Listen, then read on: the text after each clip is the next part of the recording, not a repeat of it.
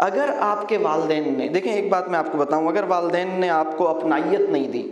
बिलफर्ज आपके वालिदैन ने आपको समझा नहीं, बिलफर्ज आपके वालिदैन आपको पैसे तो दे देते हैं, गले नहीं लगाते, बिलफर्ज आपके वालिदैन आपसे एक नाजायज़ मुतालबा करते हैं ज़्यादा नंबर लाने का, तो आप आगे बढ़कर आप इस बात को दिल में ना रखिए, आप बड़े दिल का सबूत दीजिए और आप इस बात को आप ये समझिए कि ठीक है, ये अपने अंदाज से आपकी बेहतरी के लिए चाहते हैं, आप उनके साथ अपना ताल्लुक़ बनाइए। मैं आपको बताऊं, जब ये वालिदैन और बच्चों का ताल्लुक़ टूटा हुआ होता है तो वो भी तन्हाई में रोते हैं, आप भी तन्हाई में कुढ़ते हैं। उनके साथ गले लगा लें उनसे। बल्कि मैं एक बात और अक्सर कहता हूँ,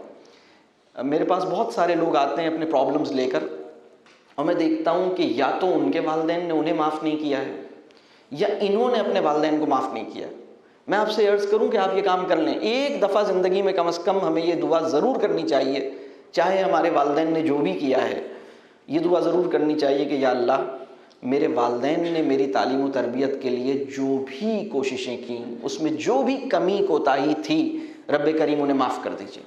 इसलिए कि अल्लाह की सुन्नत ये, अल्लाह का तरीक़ा ये है कि बंदों और बंदों के दरमियान जो लेन देन है, जब तक बंदा क्लियर नहीं करेगा अल्लाह भी क्लियर नहीं करेगा। लिहाजा आप, क्योंकि आपके वालिदैन इंसान कामिल नहीं है, मैं भी इंसान कामिल नहीं हूँ, आपने ये सोचना है कि मेरा फ़र्ज़ खिदमत है, उनसे अगर तरबियत में कमी हुई है तो मुझसे भी खिदमत में कमी हुई है, उनसे अगर मोहब्बत का अंदाज़ उनका ज़रा तकलीफ़ दे था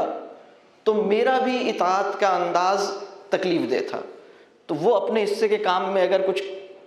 कम नंबर लिए हैं उन्होंने, तो मैंने भी तो अपने हिस्से के काम में बहुत कमज़ोरी दिखाई है। तो हम अपने हिस्से का काम करें। आप जब उनको, पता है,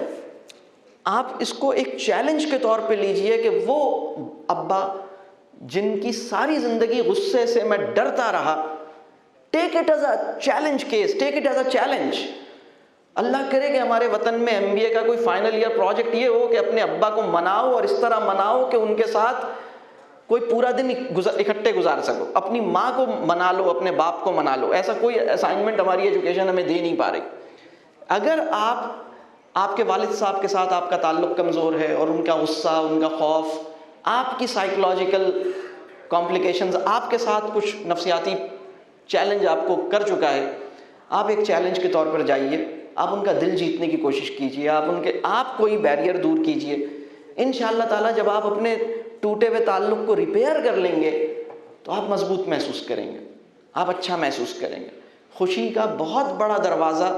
घर में नाराज़ लोगों को मना लेने से खुलता है